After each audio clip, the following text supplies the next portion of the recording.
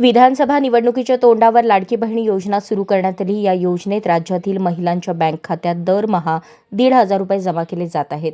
ज्या महिलांकडे 4 चाकी वाहन आहे त्यांना या योजनेतून वगळले जाणार आहे।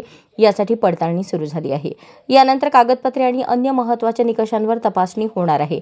तर दुसरीकडे या योजनेतून 5 लाख लाभार्थी कमी झाले आहेत।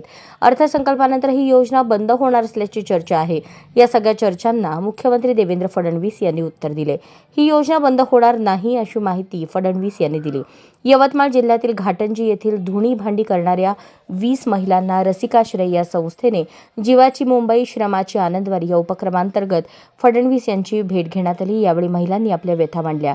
ही योजना आमच्यासाठी आर्थिक मदत नाही तर जगण्याचा आधार आहे असे या महिलांनी सांगितले। यानंतर ही योजना बंद होणार नाही असे आश्वासन फडणवीस यांनी दिले।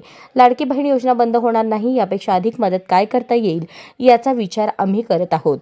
सन्मान निधी म्हणून मिळणारे 10,000 रुपये दरवर्षी मिळत राहावेत अशी विनंती या महिलांनी केली। या मागणीचा नक्कीच विचार करू असेही फडणवीस म्हणाले। अशाच नवनवीन अपडेटसाठी जनता राज्य न्यूज चॅनलला सबस्क्राईब करा, लाईक करा आणि शेअर करायला विसरू नका।